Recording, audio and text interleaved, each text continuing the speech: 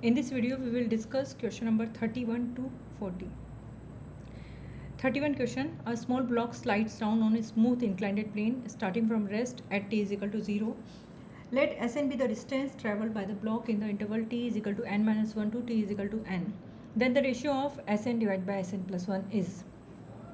We know the direct formula of the distance travelled in nth second is S is equal to u plus half a to n minus 1, where n is the time. So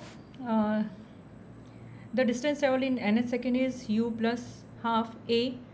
In place of n, we again put n, so to n minus 1.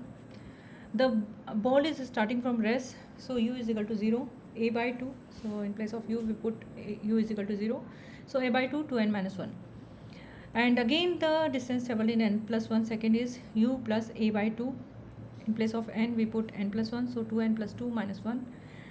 Again u is equal to 0, so a by 2 to n plus 1. When we divide both the equation, so Sn divided by Sn plus 1 is equal to 2n minus 1 divided by 2n plus 1. So third answer is the right answer. In the 32 question, the velocity of a small ball of mass m and density d when dropped in the container filled with glycerine becomes constant after some time. If the density of glycerine is d by 2, then the viscous force acting on the ball will be.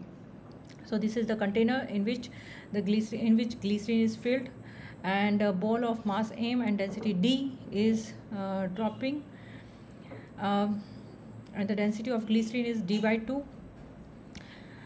The ball in this question, the ball, after some time, the ball becomes constant. So the velocity of the ball is constant, so acceleration is equal to 0. So acceleration is again equal to 0. Net force working on the ball is equal to 0. If we write the force applicable on this ball is viscous force, which is working in upward direction due to glycerine. Buoyancy force due to liquid is in upward direction. Weight force is in the downward direction. So if net force is equal to 0, then the force working in upward direction is balanced by the force working in the downward direction. So weight is equal to viscous force plus buoyancy force. Mg plus is equal to Fv plus buoyancy force. So Fv is equal to Mg minus buoyancy force. The formula of buoyancy force is equal to rho g v. Rho is the fluid density, which is given d by 2. G is the acceleration due to gravity. V is the volume. Volume is equal to mass by density. Volume is of this ball. So mg minus buoyancy force is equal to m by d by 2 and g. When we solve these, then we get mg by 2. So second answer is the right answer. In the 33 question, the column 1 is given some physical quantities, physical terms, and column 2 is some mathematical expression. We have to match column 1 and column 2.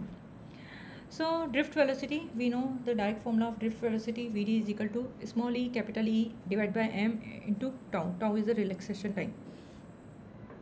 So A is matching with R. Electric resistivity, for electric resistivity we use the current density J is equal to sigma E. In place of sigma we write 1 by rho. So when we are rearranging these terms, so rho is equal to E by J. So B is matching with S. And for the current density, we know current is equal to NE Vd. So I by A is equal to J is equal to NE Vd, that is current density. We use this current density here J, so rho is equal to capital E NE Vd. So drift velocity, when we are rearranging this equation, then Vd is equal to capital E divided by NE rho. Equation number 1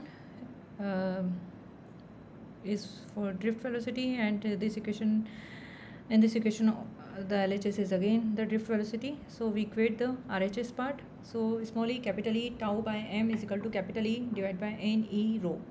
So tau is equal to m NE square rho. So this is the relaxation time. So A is matching with R, B is matching with S, C is matching with P, and D is matching with Q. So second answer is the right answer. In the 34th question, a radioactive nucleus undergo spontaneous decay in the sequence X to B, then C, then D, where Z is the atomic number of element X. In the first, when the X is decaying into B, then the atomic number is decreased by 1 unit. Then further, B is decaying into C, then the atomic number further decreased by 2 unit. Then atomic number is increased with 1 unit when it is decaying from C to D. So the atomic number is decreased by 1 unit. So the possibility of beta plus particle decay with this B. Then when the atomic number is decreased by further 2 unit, then with C and alpha particle also decay. Then C is decaying into D, then the atomic number is increased, so beta minus 1 particle should decay with D. So our fourth answer is the right answer. In the 35th question, again they have given 2 columns, some physical terms and the corresponding formulas, and we have to match column 1 to column 2. These are basically direct formulas. Root mean square speed of gas molecule is equal to root 3 RT by M. Pressure exerted by ideal gas is directly matching with P. Then average kinetic energy of molecule is, we know, 3 by 2 kBT. Total energy of 1 mole of diatomic molecule is 5 by 2 RT. So fourth answer is the right answer. In the 36th question, they have given the force is equal to Q V cross B. Q V cross, and in place of B they have written Bik plus Bjk minus B0kk. In the question they have given Q is equal to 1, velocity is equal to 2Ik plus 4jk plus 6kk, and the force is 4Ik minus 20jk plus 12k. We put all these terms in this equation and solve this determinant and equate the I cap term, J cap term and K cap term. Then we get 3 equation: minus 4b0 minus 6b is equal to 4, then 2b0 plus 6b is equal to minus 20, then minus 2b is equal to 12. And when we solve these equation, we get b is equal to minus 6, b0 is equal to 8. So our answer for magnetic field is minus 6 I cap, minus 6 j cap, minus 8 k cap. So third answer is the right answer. In the 37th question, from a circular ring of mass m and radius r, and r corresponding to 90-degree sector is removed. The moment of inertia of the remaining part of the ring about an axis passing through the center of the ring and perpendicular to the plane of the ring is in terms of k mr square. Then the value of k is. So in the question, we know the moment of inertia of circular ring is equal to mr square.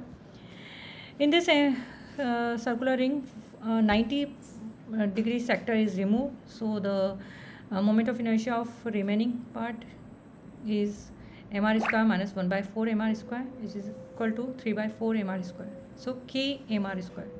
So k is equal to 3 by 4. So second answer is the right answer.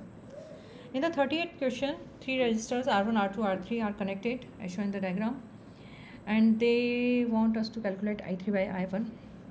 So first we apply the junction rule at this point, because I1 is divided into 2 parts, I2 and I3. So I1 is equal to I2 plus I3. We also know the potential in the parallel combination is same. So V is equal to I2 R2 is equal to I3 R3. We can rewrite this equation: I2 by I3 is equal to R3 by R2. We then use this equation with equation number 1, and we take I3 in the LHS, I1 minus I3, and divide the whole equation by I3. Then in the RHS we get I2 by I3. In place of I2 by I3, we can directly write R3 by R2. And when we solve and calculate I3 by I1, because in the question they have asked I3 by I1, then we get R2 divided by R2 plus R3. So third answer is the right answer. In the 39th question, a ball of mass 0.15 gram is dropped from a height 10 meter, strikes the ground and rebound to the same height. The magnitude of impulse imparted by the ball nearly is. So the ball is dropping from the height 10 meter, then rebounding to the same height. So the impulse, we know impulse is the change in the momentum. So mv2 minus mv1 because the same ball, the mass will be the same. The ball is starting from 10 meter with initial velocity 0, so u is equal to 0. So energy, we can use the energy conservation to calculate the velocity at this point. So the potential energy is converting into the kinetic energy. So half mv square is equal to mgh, v square is equal to 2gh, then v is equal to square root of 2gh. So square root of 2 into 10 into 10. And the impulse is equal to change in momentum. We know when the ball is dropping, the velocity direction is in the downward direction, and when it is going up, the velocity direction is in upward direction. We take the upward direction to be positive, so m v2, in place of v2 we can write v, then negative sign, then in place of v1 we can write minus v, so these two terms will add up to mv. We can put the value of v from this equation, so 2 into 0.15 into the square root of 200. When we solve this, the impulse is 4.24 kilogram meter per second. Third answer.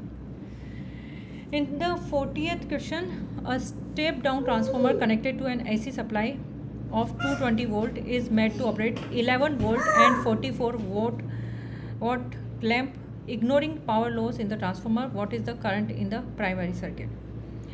When we ignore the power loss, then whatever the power is coming out will be given by the circuit. So power, we know I into V. In the primary coil, the power IP into VP, and in the secondary coil, the power IS into VS. So IP is equal to IS VS divided by VP. IS in the question they have given, the IS VS they have given 44 volt, and for the primary coil voltage they have given 220 volt. When we solve this, we get 0.2 ampere current in the primary coil. So the second answer is the right answer. Thank you.